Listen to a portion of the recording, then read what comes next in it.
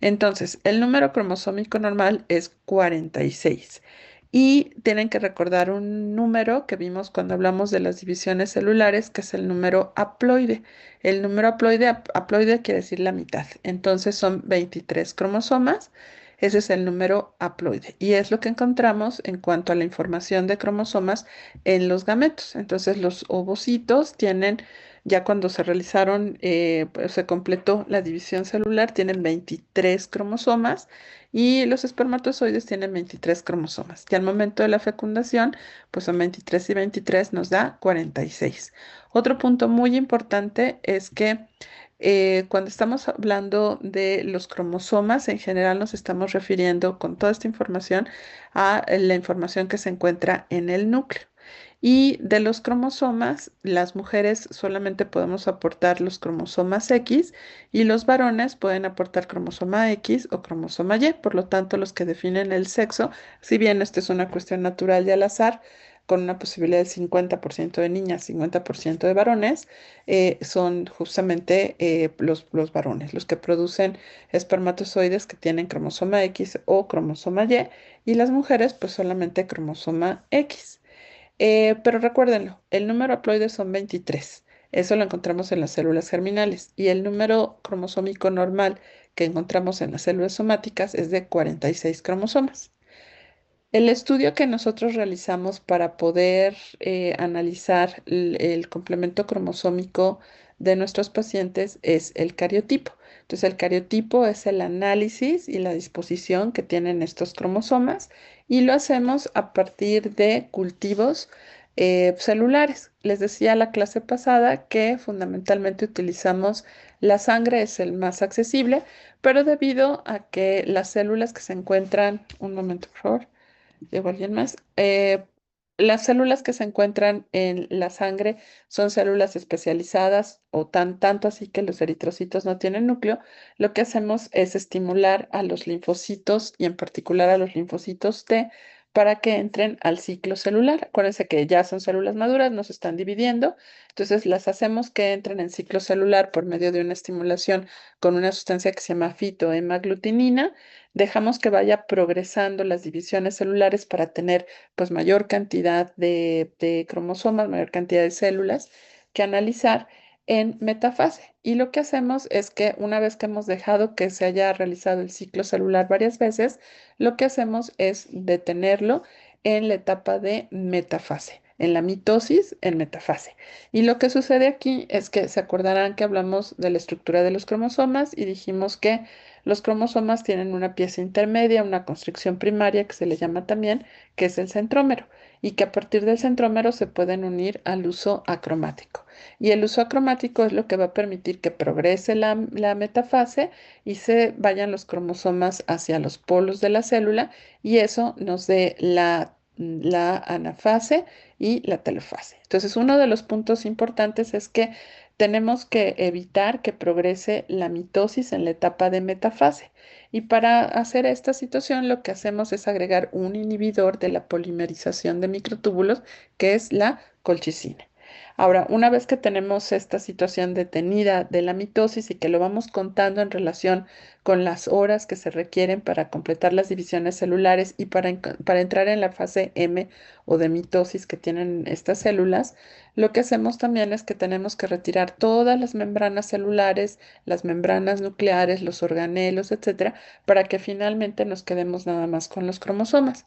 Y eso lo hacemos a través de una actividad que llamamos los lavados del cariotipo, en el cual utilizamos una sustancia primero hipotónica que nos permite que la célula se hinche, absorba ese líquido y después de esto ya podemos proceder a hacer con el fijador, que les decía que es metanol más ácido acético en una proporción 3:1, para que podamos tener las metafases, que serían estos grupos de cromosomas, y los podemos revisar en el microscopio.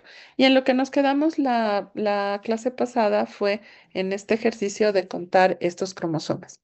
Nosotros lo que hacemos es que esto básicamente se lleva más o menos una semana, una situación así, en lo que tenemos la oportunidad de revisar que el cultivo, nosotros lo expresamos como que creció, queriendo decir que hay división celular. Y les explicamos a los pacientes, y eso se los comenté también la clase pasada, que pues lo que esperamos es que se puedan llevar a cabo las divisiones celulares y que no haya ninguna falla en el cultivo. Entonces, hay estándares internacionales que nos dicen, bueno, cuáles son las situaciones que tenemos que cuidar, la temperatura, las características de las incubadoras, etcétera. Y lo que hacemos es que una vez que obtenemos los cromosomas, primero, para saber si creció o no creció ese cultivo, que también creció, lo que hacemos es teñirlos con un colorante, pero creo que no nos permite más que identificar, que es esta fotografía, como las características generales de esa metafase que estamos viendo. Entonces, la vez pasada hacíamos el ejercicio de que, recordando que los cromosomas pueden ser metacéntricos, submetacéntricos o acocéntricos, yo les pedía que los contaran y que también identificaran algunos de ellos, por ejemplo, en relación con la posición del centrómero. Entonces, este, por ejemplo, es muy evidente que está un poquito desplazado ese centrómero y entonces este es un cromosoma que tiene un brazo corto y un brazo largo. El centrómero no está en el centro, sino que está desplazado hacia el brazo corto y esto sería un cromosoma submetacéntrico. También pusimos, por ejemplo, este es otro submetacéntrico de diferentes tamaños. Ahorita vamos a ver ese análisis. Y también vimos algunos como estos cromosomas, este está de cabeza, este casi de cabeza un poco inclinado, que son los acrocéntricos que no tienen brazo corto y que esta estructura, como son una sombra pequeña que podíamos ver, serían los satélites que revisamos la composición como repetidos en los ejemplos que vimos con el DNA. Entonces yo aquí lo que puedo ver más que otra cosa es que pues sí hubo división celular y con el colorante que sí encuentro mis cromosomas, pero ahora necesito saber si están todos los que deben de ser y si están completos y si la estructura es la adecuada. Entonces primero revisamos en cuanto a número y después revisamos en cuanto a la estructura. Y es así como también nosotros podemos clasificar las alteraciones que después se presentan en las alteraciones que vemos en nuestros pacientes.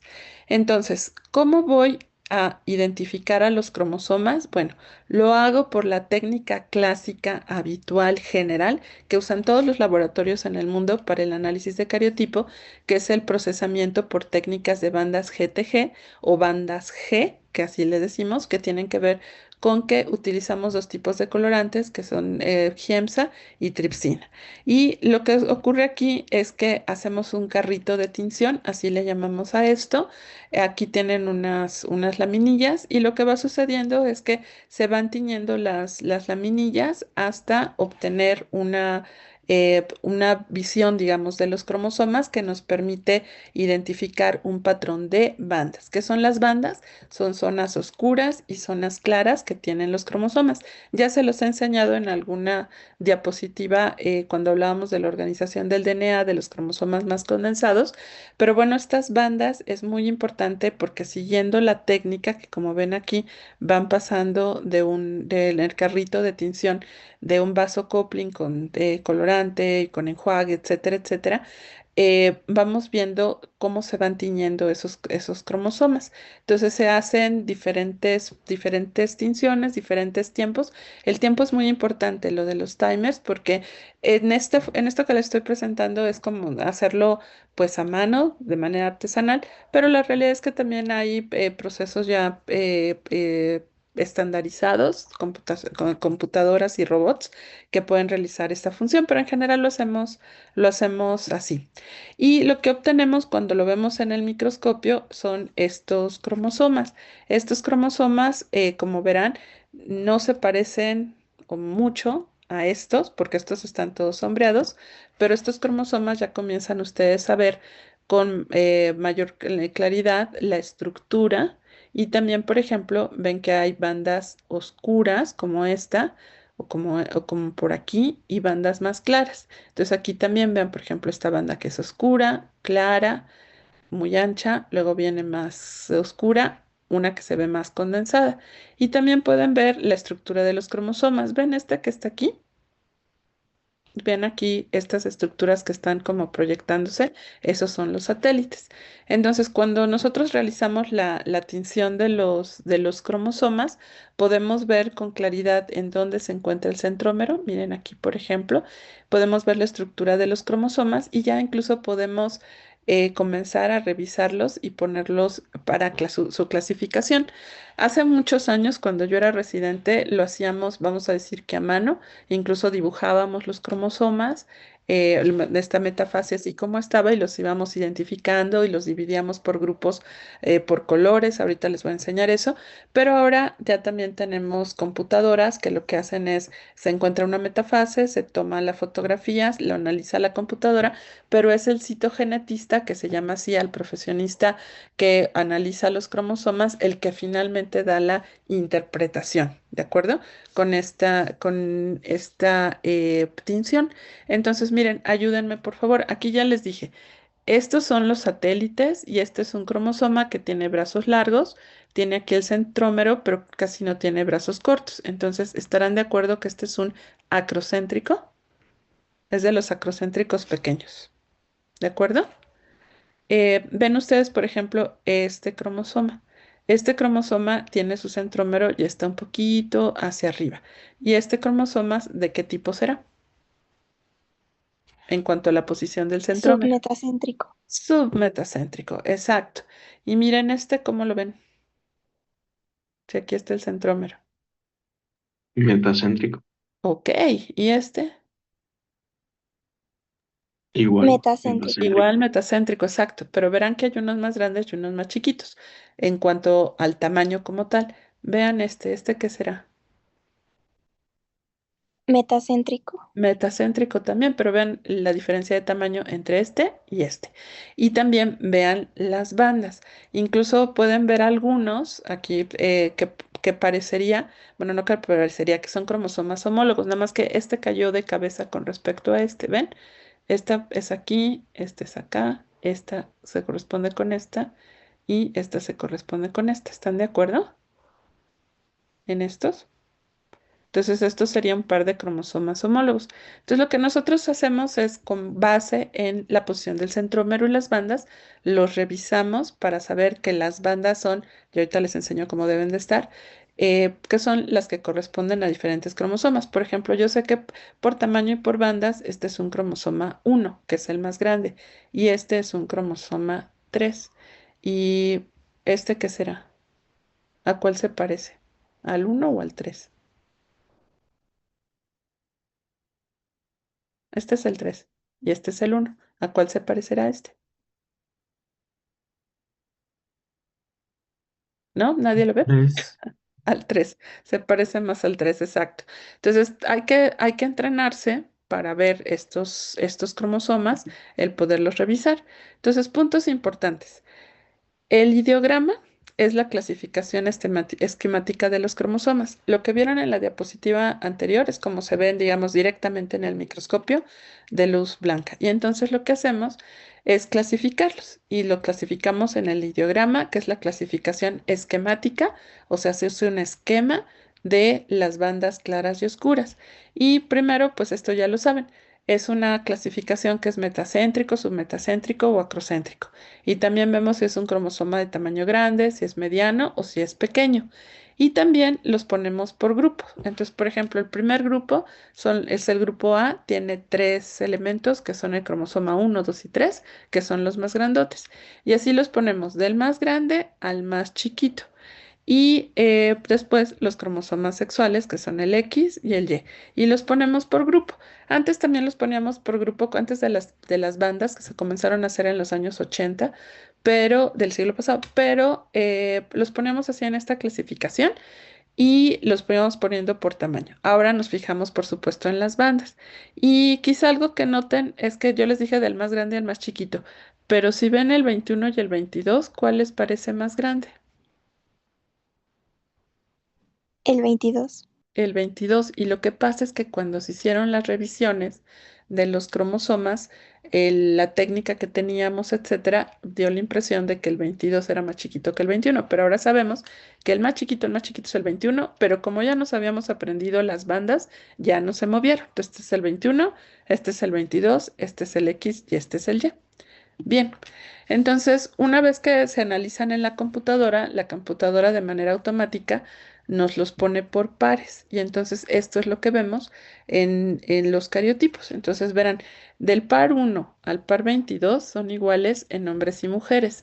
El par sexual, este es un cromosoma X y este es un cromosoma Y.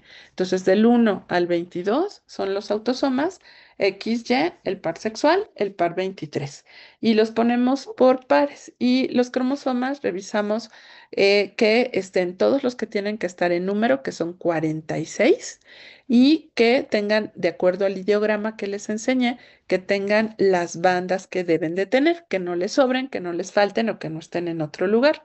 Y otra de las cuestiones importantes es que ustedes se acuerdan que el DNA está constituido por cuatro nucleótidos, que son adenina, timina, guanina y citosina.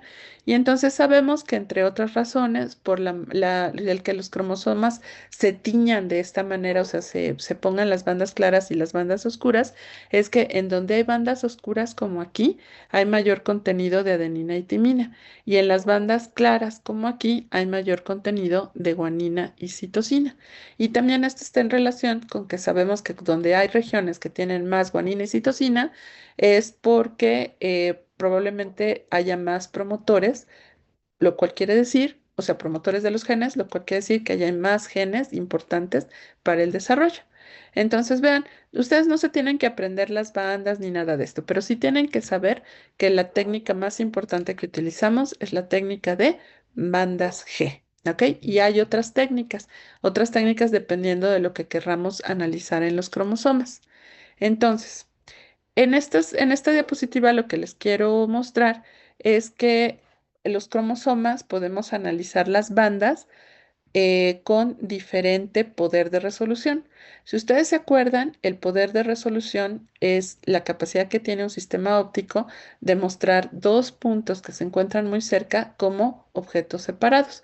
Es decir, nos permite ver en este caso con mayor o menor medida el poder de resolución, el número de bandas. Entonces verán, nosotros revisamos alrededor de 450 a 500 bandas en total en los cromosomas. Pero aquí, por ejemplo, este sería un ideograma, ya saben ustedes lo que es el ideograma, del cromosoma 11, ¿de acuerdo? Con diferente poder de resolución. Y verán que, por ejemplo, aquí, si este es el cromosoma 11, este es el brazo largo que es Q y la banda sería 2,1, ¿ok? Entonces, pero 2,1 y luego le sigue la 2,2. No, antes decíamos 22, ahora nos han pedido la nomenclatura internacional que digamos 2,2. Entonces, este sería 11Q22. Pero si yo le aplico mayor poder de resolución, verán que empiezo a tener como más banditas. Este sería 11Q22.1, 22.2 y 22.3. Como ven, esta banda que parecía una solamente, con mayor poder de resolución porque mis cromosomas están como más larguitos, menos condensados, pues me permite ver que se pueden dividir. Lo mismo, por ejemplo, en esta otra región, pues pueden ver que lo que parecía como una banda, como por ejemplo aquí, 11Q24, pues con este poder de resolución la sigo viendo como una sola banda, pero si le pongo muchísima más resolución, puedo ver que en realidad esta banda 24 tengo una región, perdóname, 24, en esta banda tengo 24.1, 24.2, que sería esta blanquita, y 24.3. Y esto es muy importante porque los cromosomas, como les decía, tienen que estar bien en número, tienen que estar bien en estructura, no les puede sobrar, no les puede faltar material. Y una de las cuestiones es que para poder nosotros ver en el microscopio una pérdida, por ejemplo, de material, tienen que ser, por ejemplo, de lesiones mayores a 5 megabases. Es decir, ustedes se acuerdan que una megabase es 1 millón de pares de bases. Entonces, para poderlo ver así con el microscopio, necesitan ser pérdidas muy grandes. Y hay veces que pues hay un límite y por eso es tan importante la clínica, porque si yo sé que estoy viendo un paciente, como analizaremos más adelante, que tiene una pérdida de material, pero que es pequeña y que no lo puede resolver el microscopio de luz blanca, entonces con técnica de bandas G, entonces tengo que utilizar otras técnicas que vamos a ver un poco más adelante para citogenética, pero que ustedes ya conocen por lo menos una, que es la de MLPA. Entonces, esto es hablando de la resolución del bandeo. Entonces, son las bandas G y que el límite es de 5 megabases. Entonces, aquí lo que hacemos es, pues, comparar, y esto los citogenetistas expertos lo hacen prácticamente de memoria, cómo serían las bandas que corresponden a cada uno de los cromosomas. Les digo, ustedes no se las tienen que aprender, pero sí tienen que saber, pues, que hay un ideograma y que se compara con lo que obtienen en el laboratorio en estas tinciones. Quizá una muy facilita es el cromosoma 21, que ven que tiene esta banda muy gruesa, muy pegada al centrómero. Y el cromosoma 22, que tiene el centrómero y tiene una bandita que está como más hacia su brazo largo.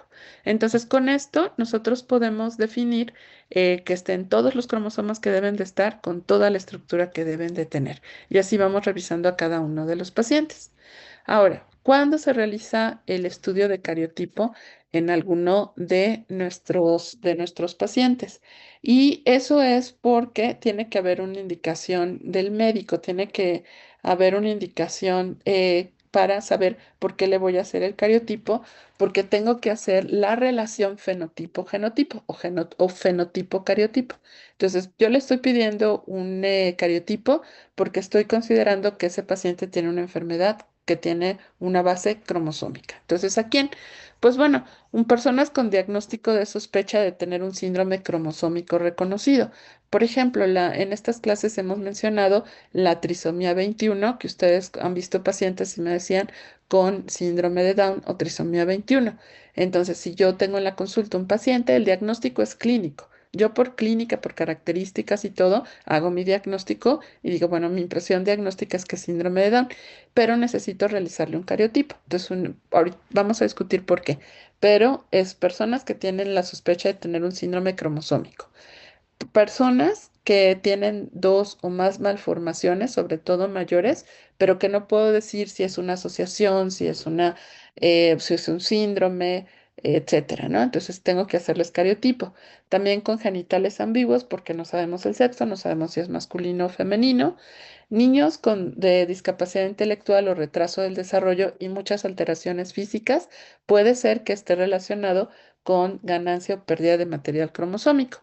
También vamos a hablar de familias que ya sabiendo que tienen una alteración, vamos a discutir en un momento esto de las translocaciones, pero sabiendo que hay una alteración cromosómica, pues sabemos que pueden tener descendencia con pérdida de material o ganancia de material. También cuando algún bebé fallece, cuando no hay una razón conocida o que tiene malformaciones, podemos también hacer este cariotipo como para descartar alguna causa asociada. Y de esto, también, por ejemplo, pues hay síndromes que estoy segura que ustedes ya han oído nombrar en algunas otras materias, porque si les digo que es importante hacer cariotipo a personas con diagnóstico de sospecha de tener un síndrome cromosómico reconocido, y les digo mujeres con talla baja proporcionada y amenorrea primaria, ¿habrá algún síndrome que piensen ahorita? Síndrome de Turner. Exactamente. Y si hablamos de varones que tienen testículos pequeños, ginecomastia significativa y talla alta, les doy otro dato, ¿qué síndrome pensarían? Klinefelter. Klinefelter, exacto. Entonces, por eso les digo, sospecha tener un síndrome cromosómico reconocido, porque pues ya estamos entrenados para saber, y eso es lo que vamos a ver más adelante, cuáles son los más frecuentes o los más representativos. Pero hay muchas razones. Estas serían las que yo creo que serían de las más importantes en general. Permítanme, voy a revisar déjenme ver la que sigue.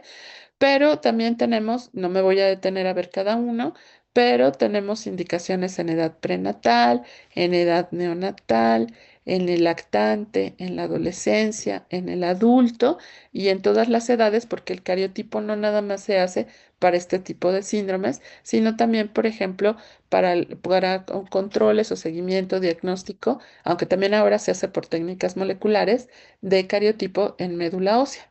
Y se hace también, por ejemplo, para ver cuando se hace un trasplante de médula ósea por una leucemia, una situación así, cómo va desarrollándose ese trasplante con base en el cariotipo que estoy obteniendo. Entonces, por ejemplo, ahorita voy con esto de alteraciones, pero en el laboratorio en el Hospital General, nosotros hacemos cariotipo básicamente en sangre periférica y en médula ósea. Pero en médula ósea lo hacemos para los pacientes que tienen alguna alteración del tipo hematológica, como sería una leucemia o una situación de este tipo, para complementar el abordaje de los pacientes y este se hace en médula ósea. Pero lo que más hacemos para la consulta, ahora sí que de todos los días, es el realizar el estudio en sangre periférica. También lo podemos hacer, no en este momento, no lo tenemos en el hospital, pero es algo que se hace. Se puede hacer cariotipo en prácticamente cualquier tejido y también se hace con indicaciones muy precisas por los riesgos que conlleva, por ejemplo, para diagnóstico prenatal, porque se puede hacer cariotipo cuando se toma una muestra de líquido amniótico, pero tienes que revisar la indicación, tener consentimiento informado, ver que la información que te va a dar el cariotipo es muy importante y sobrepasa el riesgo de realizar este estudio, la edad de las semanas de gestación para saber qué se pueda tomar. Perdón, un segundo.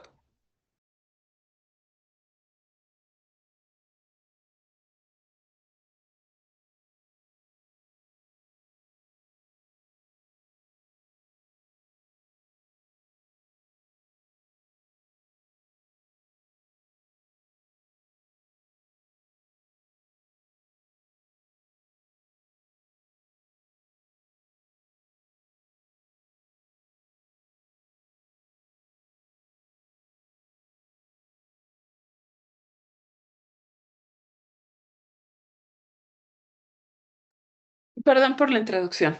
Bueno, entonces continuamos.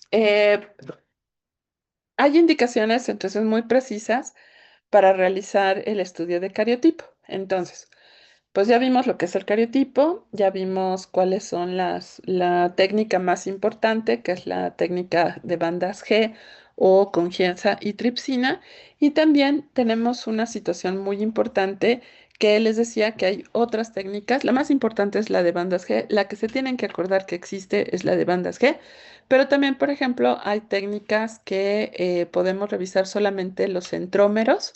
Hay una tinción especial para centrómeros para ver si están presentes y cuántos hay. Y eso se llama técnica de banda C porque comienza centrómeros con la C. Si yo les digo que hay una técnica para evaluar telómeros, ¿cómo creen que se llame? Bandas T. Bandas T, exactamente.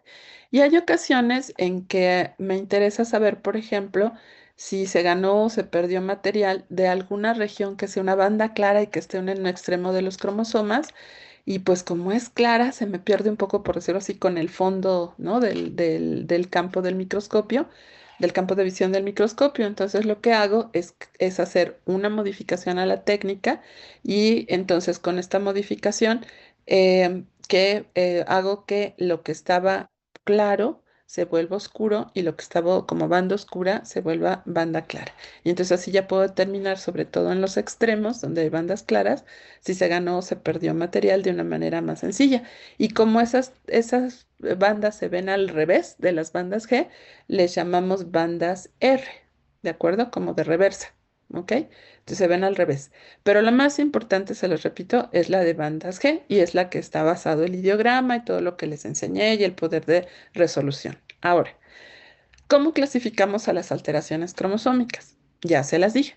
Primero reviso el número, que sea el número normal, que es de 46 cromosomas, y después reviso que la estructura de los cromosomas esté bien. Para eso necesito las bandas G. Ahora, a su vez, las alteraciones numéricas las puedo clasificar de dos maneras. Y son lo que se llama, lo tienen aquí, poliploidías y aneuploidías. ¿En qué se basa esta clasificación? Se basa en el número haploide. Si yo tengo una alteración que sea múltiplo del número haploide, lo digo poliploidía. ¿Qué es una alteración que es múltiplo del número haploide? Pues la que tiene varias veces el número haploide, pero fíjense bien, ¿cuánto dijimos que era el número haploide?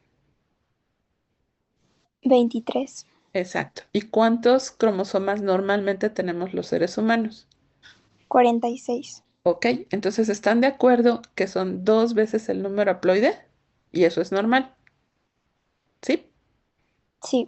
Ok, pero si yo tengo tres veces el número haploide, ¿cuánto es en total? 46 más 23.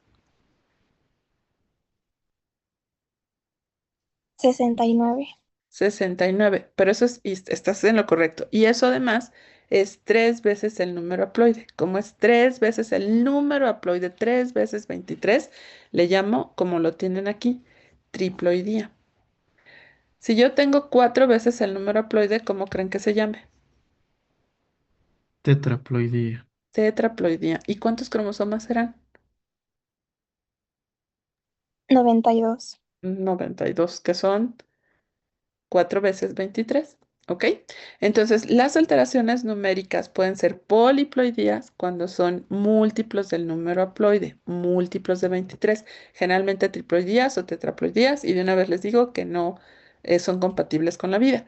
Pero si tenemos alteraciones en el número de los cromosomas que no son múltiplos del 23, les llamamos aneuploidías.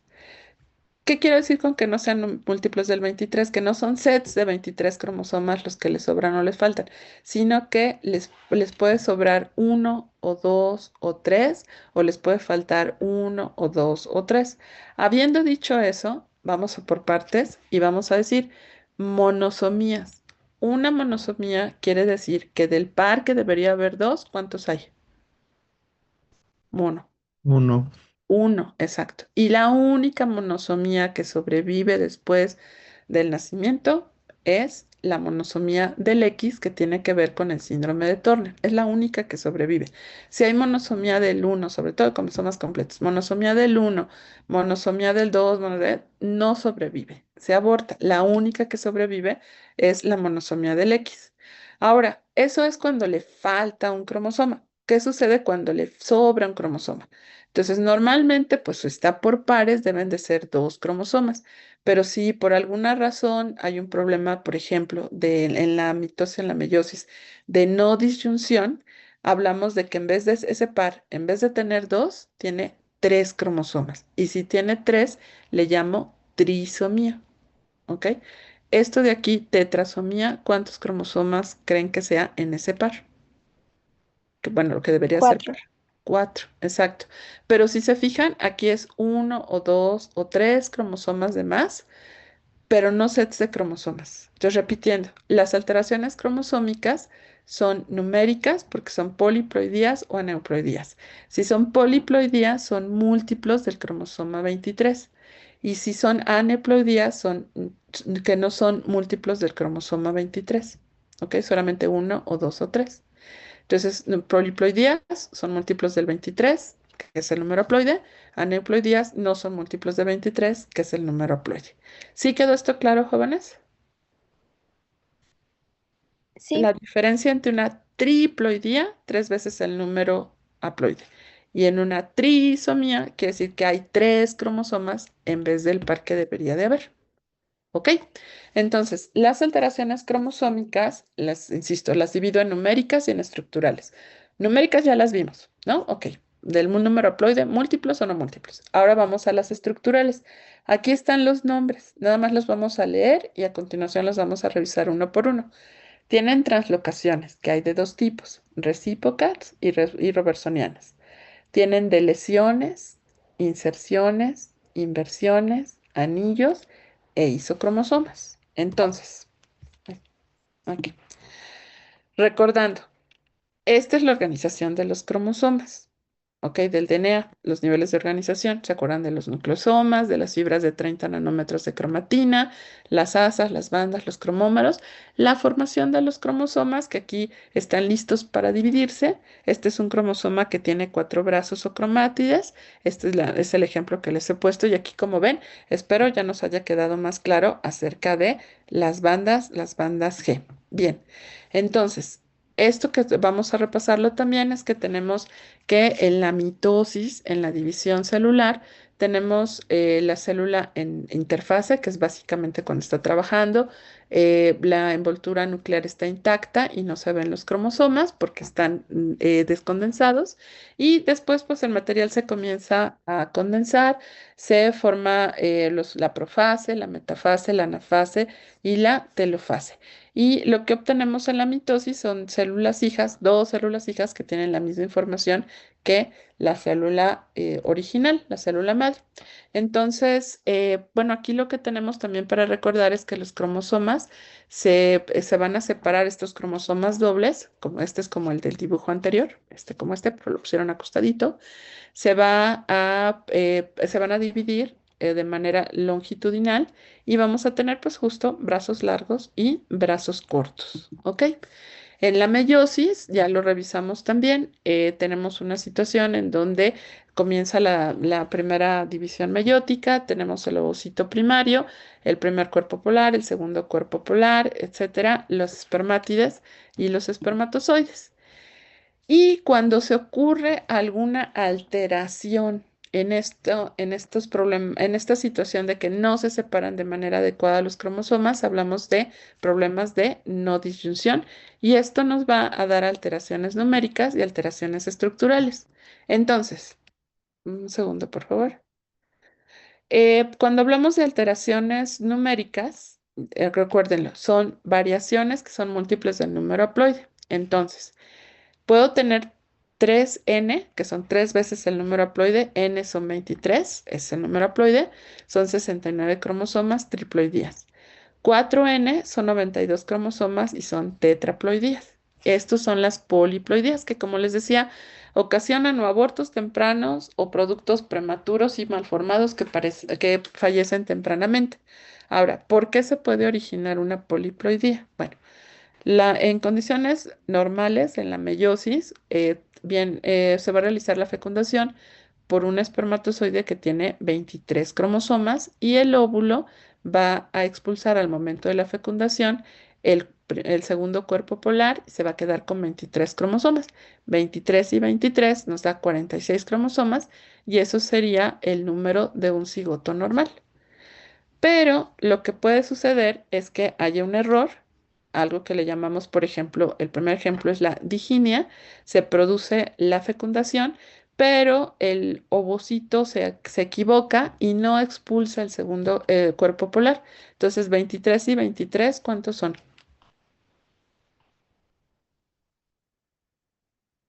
46. ¿Y 23?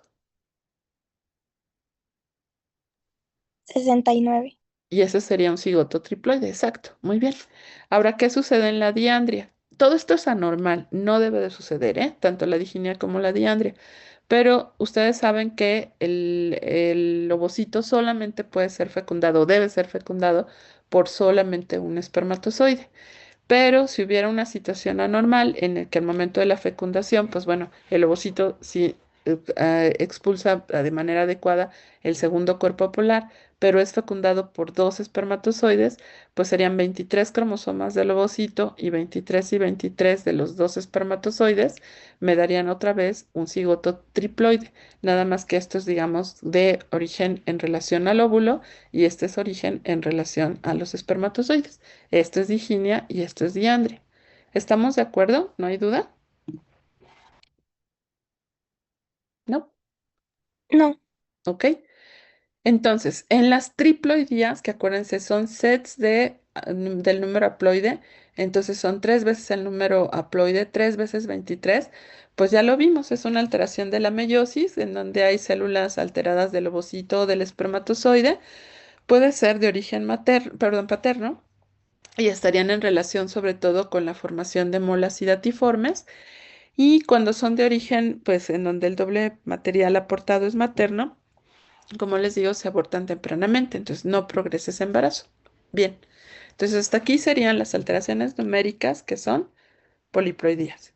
Y de las alteraciones numéricas que son aneuploidías, son los que no son múltiplos del número haploide. Entonces, cuando uno o algunos cromosomas están implicados y es la ganancia o pérdida de cromosomas individuales. Esta es una situación que en general, pero además, como les decía, pues no vemos que progresen cuando no se trata, por ejemplo, de la monosomía del X, pues es algo que se puede presentar en los embarazos, es trisomía, monosomía y son problemas de no disyunción. ¿En dónde está la no disyunción? Pues puede estar tanto en la meiosis uno como en la meiosis 2. Y finalmente lo que sucede es que en los gametos nos pueden dar estas alteraciones de no disyunción, sobre todo, por ejemplo, aquí creo que queda más fácil. Esta es una representación que solamente nos están enseñando algunos de los cromosomas, porque si le pusieran todos, pues sería muy complejo el dibujo. Pero lo que está sucediendo es que en vez de que se repartan uno y uno a los gametos, esta información se va doble a uno de los gametos y el otro no le queda nada. Entonces, fíjense, este no tiene nada de un cromosoma. Vamos a poner que no tiene el cromosoma 21 y este le tocan dos cromosomas 21. Como este no tiene nada, decimos que es nulisómico, no tiene nada de este cromosoma 21. Y este que tiene dos cromosomas 21, decimos que es disómico. Entonces piensen, hasta aquí llegó este problema de no disyunción. Entonces, este no tiene un 21, pero si por azar este fuera el óvulo o el espermatozoide que va a participar en la fecundación, entonces este gameto no lleva nada, pero el otro gameto es normal. Entonces, el otro gameto solamente tiene un 21 y este no tiene nada. Entonces, ¿cuántos 21 tiene al final? Uno. A eso le llamaríamos la monosomía. Y en este que es disómico, que tiene dos veces el 21 y se fecunda por ejemplo, por el espermatozoide que llama un 21, pues son un 21, dos 21, van dos, y el del gameto que lo fecundó son tres 21. Y entonces aquí lo que tendría sería una trisomía. Entonces acuérdense, aquí hablamos de que este no recibió material genético, es nulisómico. Y este que recibió doble es disómico. Este, cuando es fecundado, pues solamente llega una copia del cromosoma que está portando el gameto de la pareja y sería una sola copia, es monosomía. Pero como este aportó dos y uno el de la pareja, nos da la trisomía. Y esto es lo que vamos a tener en la offspring, que sería la descendencia. ¿Ok? ¿Qué otra alteración numérica puede haber? Puede haber poliploidías, puede haber aneuploidías. Bueno, otra alteración que podemos tener es un mosaico. Un mosaico es cuando en un tejido, en un organismo, en una persona, tenemos dos o más líneas celulares.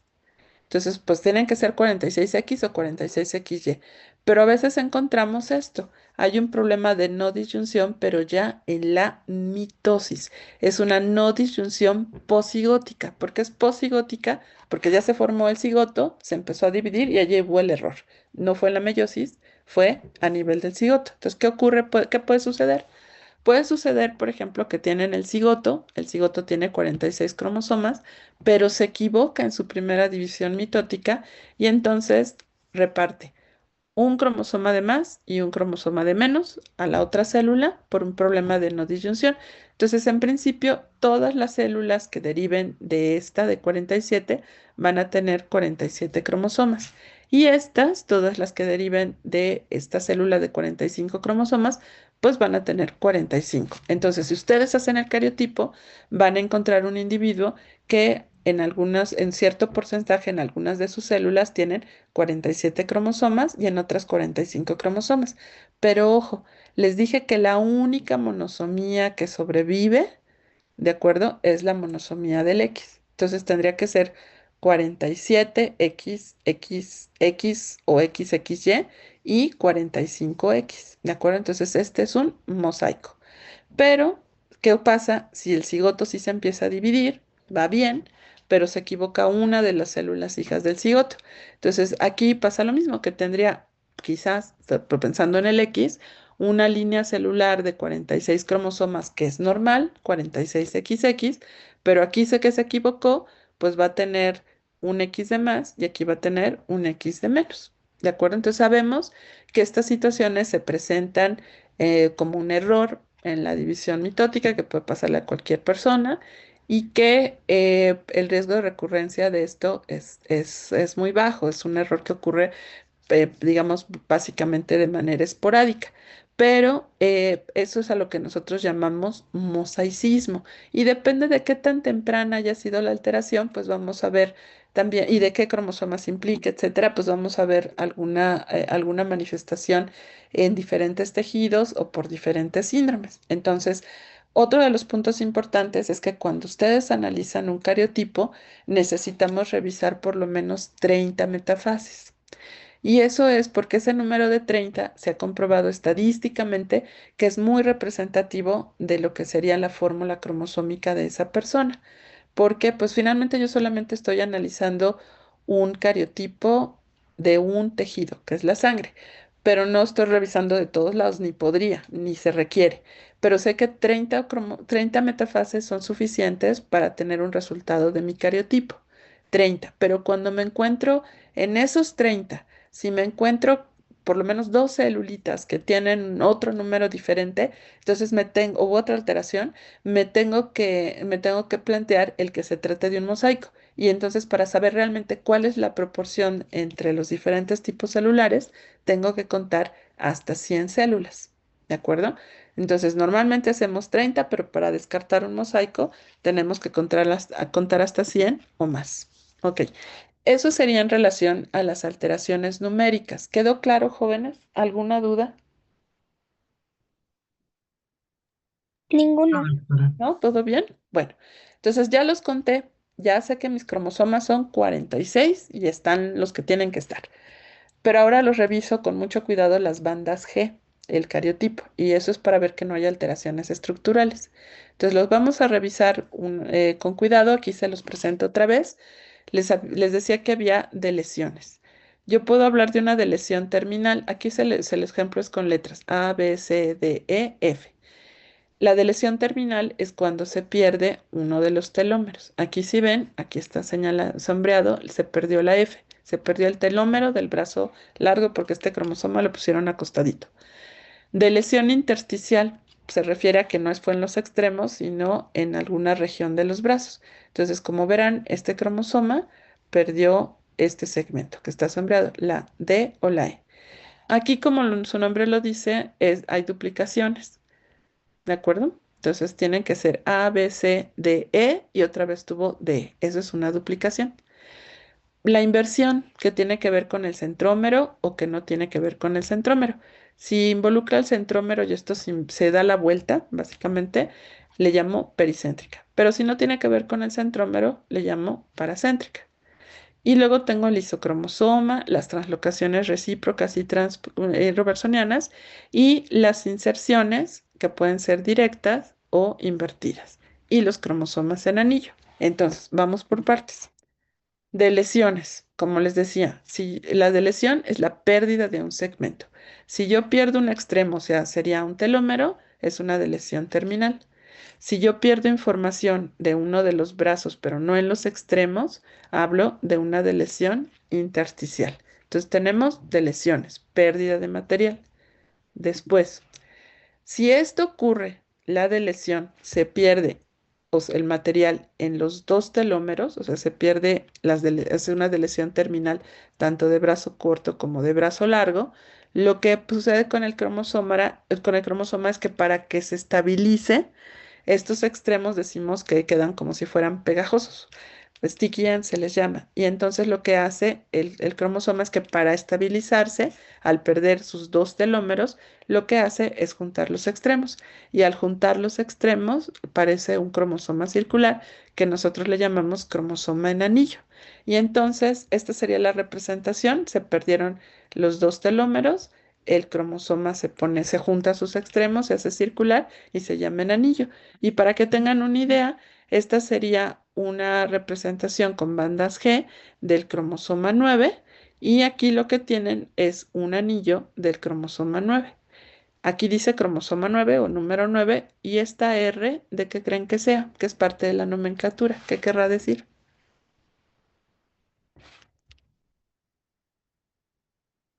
¿No? ¿Alguien sabe cómo se llama o cómo se dice anillo en inglés? Ring. Ring, exacto. Entonces le ponemos una R de ring.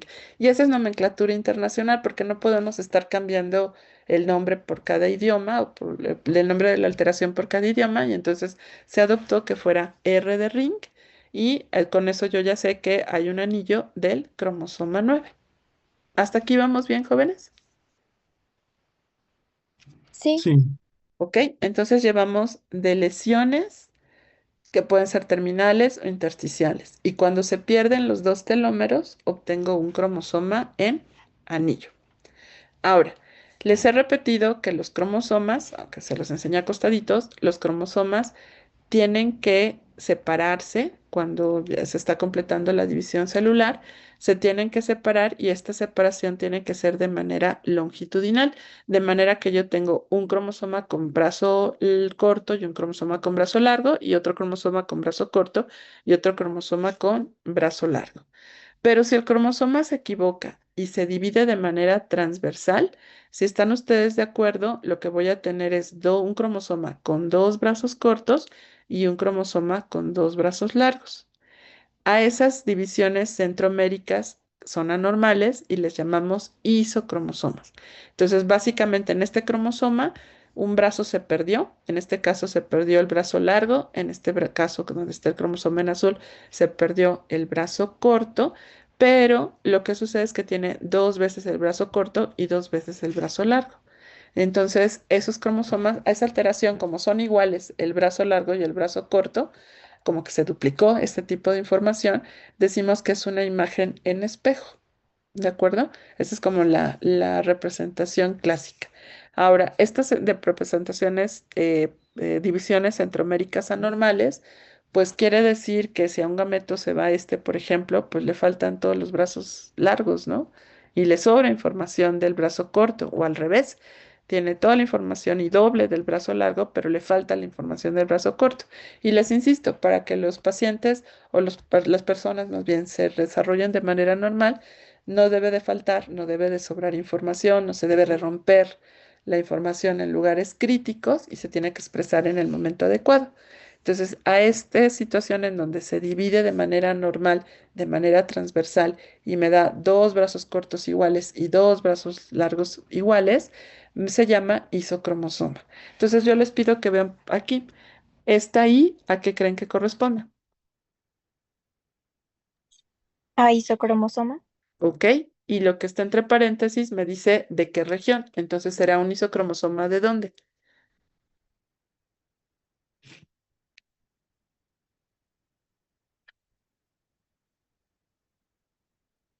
¿De qué cromosoma? Aquí qué cromosoma me tiene señalado. del X, ¿Y de qué región?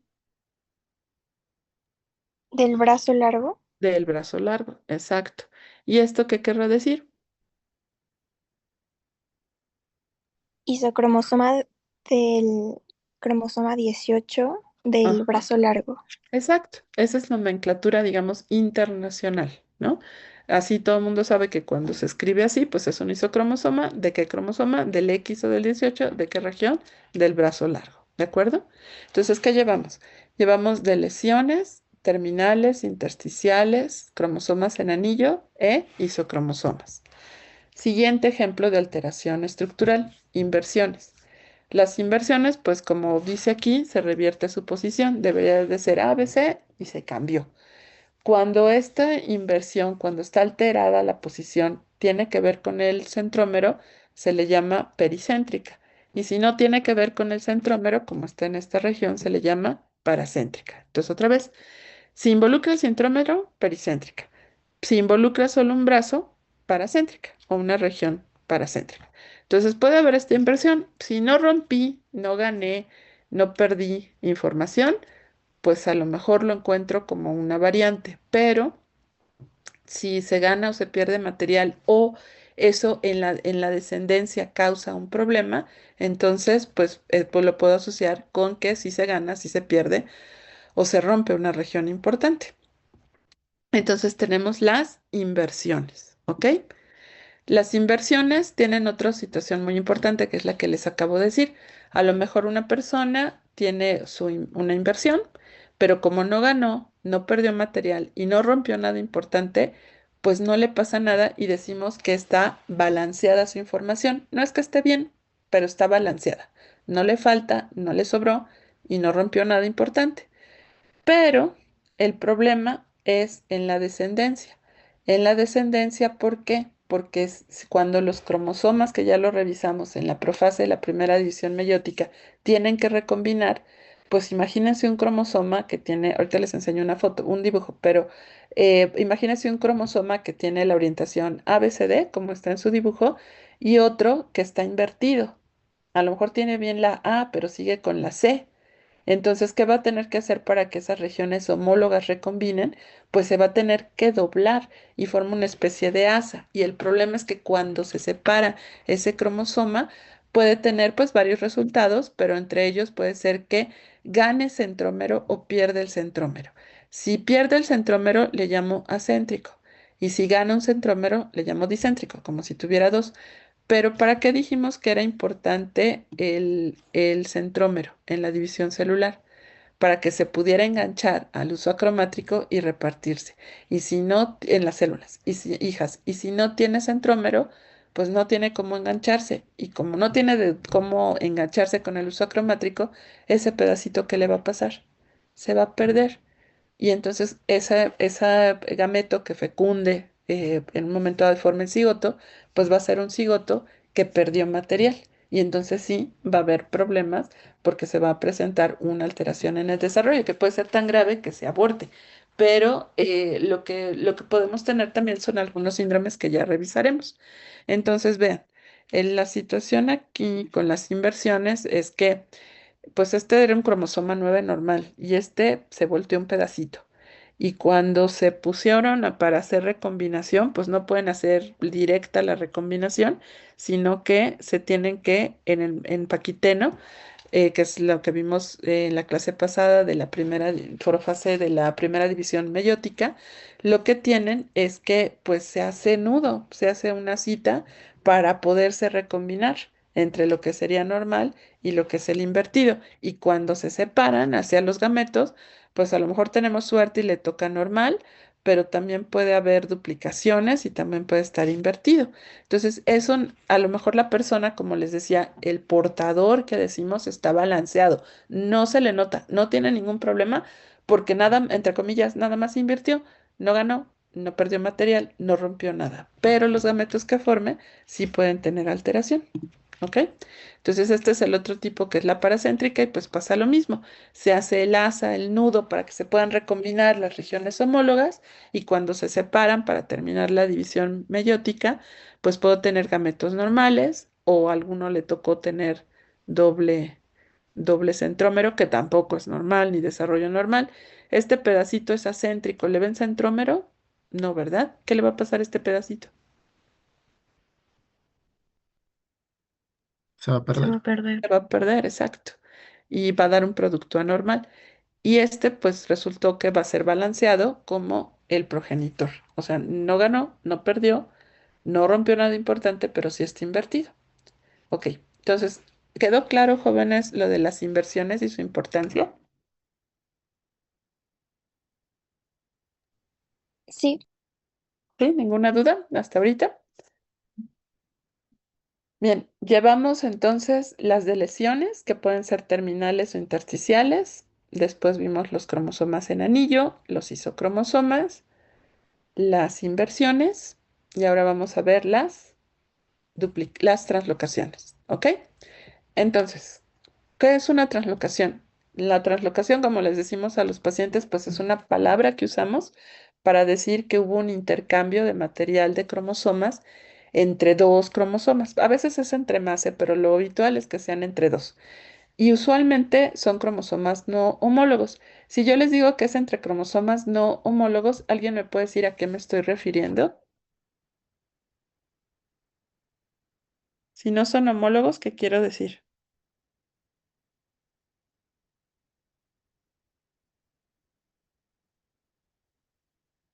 O más bien, ¿cuáles son los homólogos? O Los que no pares. son pares. Los homólogos son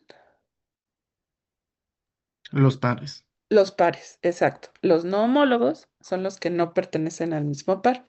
Entonces puede ser una translocación entre el cromosoma 1 y el cromosoma 15, por decirles algo.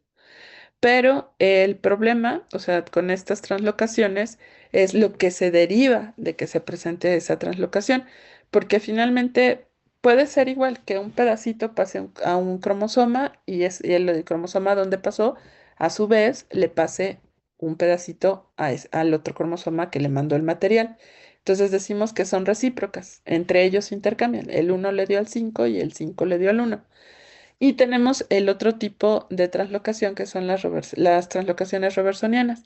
Y las translocaciones robertsonianas tienen que ver con los cromosomas acrocéntricos. ¿Se acuerdan cuáles son los acrocéntricos?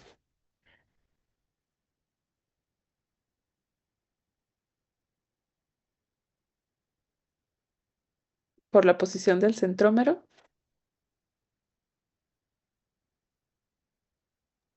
Sí, los que tienen satélites. Los que tienen satélites porque no tienen prácticamente que No tienen brazo corto. no tienen brazo corto, exacto. Entonces está tan desplazado el centrómero que prácticamente no tienen brazo corto. Pero bueno, las translocaciones, aquí las tenemos, esta será recíproca porque estos cromosomas no homólogos intercambiaron información y las robertsonianas, los acrocéntricos, intercambiaron información. Pero fíjense qué curioso lo que pasa con los acrocéntricos. Aquí tienen este cromosoma acrocéntrico y aquí tienen este otro. Y cuando resultó la translocación, se unieron por los satélites y al unirse por los satélites nos dan como si fuera un nuevo cromosoma, ¿no? Dos se hicieron uno. ¿Sí lo vemos? Sí. ¿Ok? Entonces, en las recíprocas, los tipos de rearreglos es el rompimiento, pedacito se rompe y se intercambia entre dos cromosomas no homólogos. Entonces, hay un intercambio recíproco de los segmentos rotos, generalmente son solo dos cromosomas involucrados. No me cambia el número de cromosomas, siguen siendo 46, pero si no gané, no perdí material y no rompí nada importante, entonces ese individuo es un portador balanceado. Y a lo mejor no se entera nunca en la vida, o a lo mejor se entera cuando tiene un bebé que tiene una malformación o muchos abortos, porque finalmente, como les demostré, pues va a tener gametos no balanceados, algunos de ellos. Entonces, miren, esta es una translocación recíproca. Si se acuerdan, esto es un ideograma de bandas G. Este es un cromosoma 3 y este es un cromosoma 11 normal. Y lo que pasó es que hubo una translocación recíproca que intercambiaron material el cromosoma 3 y el cromosoma 11. Esta T que está aquí, ¿qué creen que significa? Translocación. Muy bien, T de translocación. ¿Entre qué cromosomas? Me dice que hay una translocación entre el 3 y el El 11. 11. Exacto, y la separo con una punto y coma. Y luego me pregunto, bueno, esos son los cromosomas que están involucrados. ¿Qué regiones de esos cromosomas? Y del cromosoma 3, que es el primero, porque van en orden numérico, el 3, ¿qué región está alterada? La 1-2 del brazo largo. Exacto. ¿Y del cromosoma 11? 1-5.5 del brazo corto. Del brazo corto. Entonces, miren, eso quiere decir que casi todo el brazo, porque aquí está Q12, casi todo el brazo del cromosoma 3 se pasó al cromosoma 11. Aquí lo sombrearon de diferente color. Y ven aquí cómo está un pedacito como más sombreado, como del que se parece al 11. Perdió esta parte. Este es el normal, pero esta parte de este se vino para acá. Entonces, esa es una translocación y sabemos que es recíproca, que es, me dio un cromosoma 3 anormal que le llamo derivativo 3 y un cromosoma 11 anormal que le llamo derivativo 11. Pero bueno, lo que quiero que recuerden es que estas translocaciones recíprocas, que además les va a ser útil este conocimiento cuando lleven sus clases de mato por el tipo de translocaciones. Y bueno, aquí también vamos a ver en oncología, ¿no? este tipo de alteraciones. Y esto pues tiene que ver, como les decía, en las fases del leptóteno, cigoténo, paquíteno, diplóteno y diacinesis de la división meiótica, pero sobre todo en el paquíteno, porque es cuando los cromosomas se tienen que realizar el crossing over, el entrecruzamiento, y cuando se separen, pues es cuando podemos tener problemas. No, de esto no se lo voy a preguntar en el examen, nada más quiero que sepan que nosotros en genética analizamos estas segregaciones dependiendo de las alteraciones que presentan a veces los papás de un producto malformado o de un bebé que falleció, que sabemos que por las malformaciones y porque le hicimos cariotipo, pues ellos son portadores de alguna alteración y entonces revisamos cómo se puede hacer esta estructura y podemos saber cuáles son los riesgos, por ejemplo, qué porcentaje de posibilidades hay de que sean productos que reciban información normal o que sean con la información anormal pero que esté balanceado o que sean productos desbalanceados que reciban de más o de menos esa información. Eso es parte del asesoramiento genético. ¿De acuerdo? Eso sería en relación a las translocaciones recíprocas entre dos cromosomas no homólogos. Y como les dije, las robertsonianas son dos cromosomas acrocéntricos, se fusionan cerca del centrómero, hay una pérdida de los brazos cortos. Y aunque no gané, lo generalmente estoy balanceado, no gané, no perdí, no rompí nada importante, pues cuando se hace el cariotipo y se cuentan los cromosomas, así por cromosomas presentes, pues vemos 45, aunque por las bandas podemos definir qué cromosomas están implicados en la translocación robertsoniana. Uno se hizo dos, ¿ok? Porque son estos dos que están uniéndose, ¿ok? Y el riesgo es para la descendencia. Y aquí vamos a llegar un poquito más adelante a hablar de la trisomía 21, las causas y demás, pero aquí, ¿qué querrá decir esta? Esta fórmula que les puse aquí, TEC, ¿qué? ¿Será una? Translocación. Ujú, de los cromosomas. 14 y 21. ¿Y esta otra? Igual una Tra- transmutación. Ajá, ¿entre qué cromosomas? Ay, es que lo tapa mi Ay, barra. perdóneme. Ah, Ujú. 21-21, ya, es que ese. 21-21, ¿ok? Y eso a su vez, pues es un riesgo para la descendencia. Entonces, esto es uno de los puntos importantes porque se los voy a tomar como ejemplo aquí y cuando hablemos de trisomía 21 la vamos a revisar mucho mejor, con más detalle. Pero, pues acuérdense que los cromosomas se ponen por pares. Entonces, aquí les pusieron un cromosoma 14, ¿no? Y este sería el otro cromosoma 14. Este es un cromosoma 21 normal. Este 21 y este 14 están normales. Pero ¿qué le pasó a este cromosoma? Fue una translocación 14, que es este, con el 21. ¿Ok? Y otra vez, cuando se segrega en meiosis, lo que podemos tener es que se gane, no se pierda esta información. Lo vamos a ver, que haya translocaciones y demás, cuando revisemos síndrome de Down. Nada más les quería decir que existían, de cómo eran las robertsonianas y por qué las analizamos en relación a las alteraciones que podemos ver en nuestros pacientes. Otro de los puntos también importantes es que a veces encontramos duplicaciones, o sea, hacemos las bandas G y encontramos que hay regiones de material que está dos veces, como les enseñé cuando se hacía esto del entrecruzamiento anormal en paquiteno. Y también a veces tenemos cromosomas marcadores, y es que les hacemos bandas y de pronto nos aparece un cromosoma que no podemos identificarlo por bandas, ¿no? A veces estos cromosomas les llamamos también cromosomas supernumerarios y por eso utilizamos las técnicas moleculares como la que les dije del MLPA, que aunque tiene sus limitaciones, me habla de duplicaciones o de deleciones. Y este es un dibujo que yo creo que es representativo de algunas de las alteraciones. Tiene una más de las que les he contado, pero bueno, tiene las translocaciones, que son las recíprocas, que es el intercambio de material entre cromosomas, generalmente no homólogos o que no pertenecen al mismo par. Las robertsonianas, que también las puedo representar como R o B, como Rob, de robertsonianas, y decir qué cromosomas están involucrados. Entonces, las robertsonianas son las que involucran los cromosomas acrocéntricos, ¿de acuerdo? Entonces, aquí, siguiendo el ejemplo, este podría ser un 14, este podría ser un 21. Pierden, como quien dice, los centrómeros, los centrómeros, los satélites, los brazos cortos y me forman uno solo. Las inversiones, que es cuando cambia, ¿no? Se revierte el orden de los cromosomas, puede ser que estén afectando al centrómero o puede que no lo afecten. Si no lo afectan, se llaman paracéntricas. Y si lo afectan, se llaman pericéntricas. Después tenemos las de lesiones. Las más fáciles de recordar son las de los telómeros, que son de lesiones terminales. Y las otras son las intersticiales, las que no son en los extremos, sino en alguna parte de los brazos de los cromosomas. Luego tenemos las duplicaciones, hay material de más. Puede ser que sea en el mismo orden o incluso que sea tan anormal que se haya invertido la secuencia de la información genética. Entonces, una parte son dos duplicaciones. Una duplicación está bien, esa parte está bien, y la otra está invertida.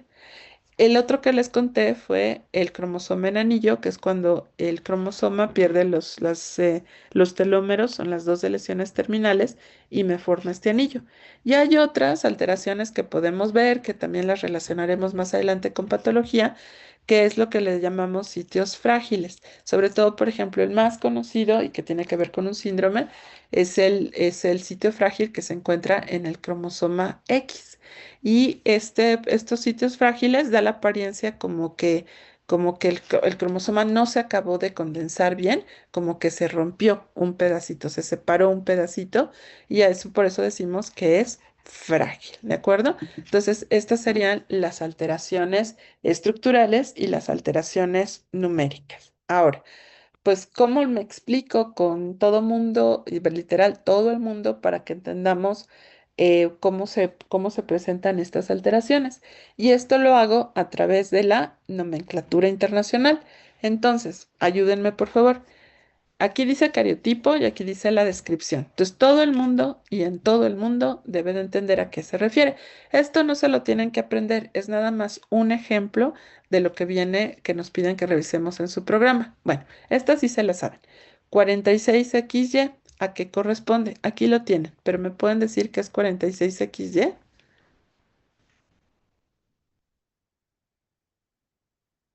¿El número es normal? Sí, Sí, Y XY corresponderá a... masculino. hombre.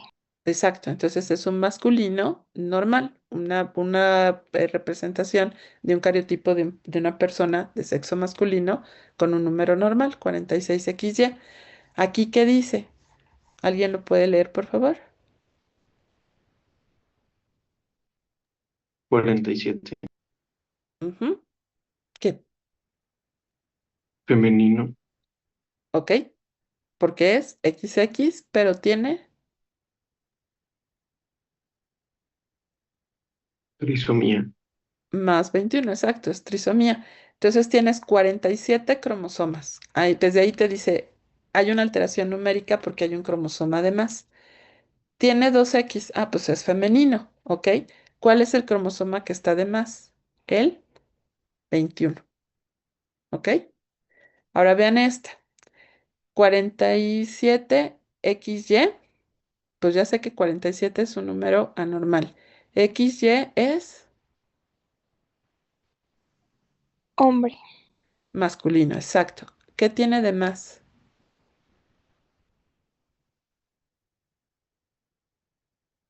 Cromosoma 21. El cromosoma 21. Y entonces aquí sería también una trisomía 21 en un varón. ¿Ven esto que está en corchetes? Ese no se los he mencionado, pero ¿se acuerdan cuántas metafases les dije que se tenían que revisar en términos generales? 30. Dado caso, 30, exacto. A menos que tuviéramos un mosaico y tenemos que revisar más metafases. Pero vean, aquí tienen 47 XY más 21. A esto quiere decir en 10 metafases. Una diagonal lo que me quiere decir es que hay otra línea celular que es 46 XY en cuántas metafases. 10. En 10. Entonces, esta persona es un varón que tiene la mitad y la mitad. Aquí este ejemplo les pusieron poquitos, pero es un mosaico. En una célula se encontró la trisomía 21 y en las otras se encontró un número cromosómico normal. ¿De acuerdo? Ahora vean esta. ¿Del a qué le suena? De Mm. lesión. Exacto. Entonces, de lesión del 4. Du, ¿a qué le suena? Duplicación. Exacto. Este pues ya lo vimos, ¿no? De los derivativos. La T era de Translocación. esto que está aquí, que no lo hemos visto, pero ¿qué creen que sea? Inversión. Inversión. Exacto. La R que dijimos que era. Anillo. Ajá. ¿Y la I? Isocromosoma. Exactamente. Entonces, estos son ejemplos de cómo utilizamos nosotros las fórmulas cromosómicas. Entonces, por ejemplo, en todos los laboratorios y también nosotros en el general, pues revisamos por lo menos 30 células, a veces tenemos que descartar mosaico, hablamos los médicos con nuestros compañeros citogenetistas y ellos también, para decir, bueno, a ver qué es, cuál es tu solicitud, por qué lo estás buscando, etcétera, para saber ellos también, para orientar el análisis y completarlo, pero también lo que es muy importante es la nomenclatura. Además, así como las fotos que les enseñé, del microscopio en donde estaban los cromosomas bandeados, también se entregan imágenes, por lo menos tres, de esas células que se revisaron para que el genetista, bueno, el citogenetista te entregue el resultado y el genetista médico lo que hace es analizar también lo que es el resultado, pero en relación con el fenotipo de nuestro paciente. ¿De acuerdo? Entonces, estos son ejemplos de nomenclatura. ¿Hasta aquí vamos bien, jóvenes? Déjenme, voy a salir de dejar de compartir un segundito en lo que continuamos. ¿Hasta aquí tienen alguna duda, alguna pregunta? Ninguna. No, ¿No? doctora. ¿Vamos bien? Esperen un segundo. Voy a revisar con ustedes porque estamos llegando a la parte más bonita de lo que es poner la correlación fenotipo-genotipo. Entonces, espérenme un segundo. Vamos a compartir pantalla y vamos a revisar algunas situaciones. ¿Ya la ven? Sí. Bueno, entonces ven, cromosomopatías. Lo comenzamos a revisar la clase pasada y es explicar las causas de las alteraciones cromosómicas, su clasificación, diagnóstico y técnicas de estudio. Entonces, aquí ya describimos las alteraciones numéricas y estructurales de los autosomas y de los cromosomas sexuales más frecuentes. Identificamos los mecanismos que originan las alteraciones cromosómicas estructurales y numéricas. Acuérdense que en numéricas hablamos de no disyunción y en estructurales hablamos, por ejemplo, de estas inversiones que pueden ser pericéntricas o paracéntricas y que nos pueden dar cromosomas acéntricos, eh, discéntricos, que nos pueden dar deleciones, nos pueden dar duplicaciones y también, por ejemplo, de las translocaciones, ¿no? Tanto recíprocas como estructurales. Y la siguiente, bueno, aquí les pusieron también la nomenclatura y clasificación de los cromosomas, conocer la nomenclatura, los conceptos de cariotipo, de ideograma y los niveles de resolución del cariotipo y las indicaciones para solicitar el cariotipo. Y ahora lo que vamos a comenzar a ver es las alteraciones, el cuadro clínico de las alteraciones cromosómicas más frecuentes. ¿De acuerdo? Entonces, permítanme un segundo. Vamos aquí, aquí. Bien. Entonces, acuérdense, no, permítanme tomar un poco de agua. Acuérdense que las alteraciones que podemos tener son en número y son en estructura, las alteraciones cromosómicas. Y lo que más revisamos son alteraciones que son del tipo de aneuploidías. ¿Cuáles dijimos que eran las aneuploidías?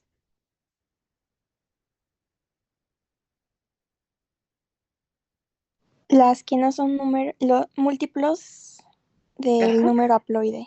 Exacto, que es cuando nos sobra o nos falta uno o dos o tres cromosomas. Y les insisto, la única monosomía que sobrevive al nacimiento es la del X. Pero las trisomías sí es una situación que vemos con bastante frecuencia. Entonces, su programa de las alteraciones clínicas, de la revisión clínica, les quieren que les hablemos de tres trisomías, que es la trisomía 21 o T21, la trisomía 18 y la trisomía 13. Y aquí les puse, son trisomías que no son mosaicos. Es decir, que cuando yo tomo el estudio del cariotipo, todas las células de mi paciente tienen trisomía 21, ¿de acuerdo? No mosaicos que sobreviven, ¿de acuerdo? Al nacimiento, ¿ok? Que pueden desarrollarse. Vamos a revisar, no todas sobreviven igual, no todas tienen las mismas complicaciones. Y yo sí quisiera comentarles de dos alteraciones estructurales que son clásicas, que seguramente han oído ustedes hablar de ellas, que es el 5P menos, que es el síndrome de Cri-du-Chat, y el 4P menos, que es el síndrome de Wolf. Pero primero vamos a ver las alteraciones numéricas. ¿Cuál es la más frecuente? ¿La trisomía 21 o síndrome de Down? La frecuencia de trisomía 21 ha variado. En México hay un reporte de hace muchos años que se habla de uno en 650 y a nivel mundial está cambiando porque hay algunas referencias que nos hablan de uno en 700 y también de unas que son en población general, y ahorita les explico por qué es importante decir en población general, de uno en 700 a uno en 1000, ¿de acuerdo? Uno en 1000. El síndrome de Down se llama así porque lo describió en 1866 el doctor John Landon Down. Él dio las características clínicas y casi un siglo después, cuando bueno, ya teníamos el cromosoma y el microscopio, los análisis de cromosomas, etcétera, Lejeune en 1959 dijo que cuando se revisaba el cariotipo de estas personas, encontraba que tenía un cromosoma de más, tenía 47 cromosomas. Y para más datos, ¿se acuerdan que les dije que poníamos los cromosomas por grupos, así por letras, A, B, C, D, F, G?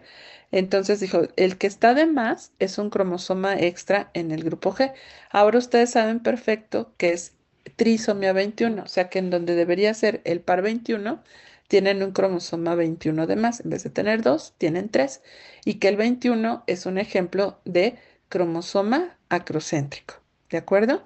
Entonces, Lejeune dijo, hay un cromosoma extra de más en el grupo G.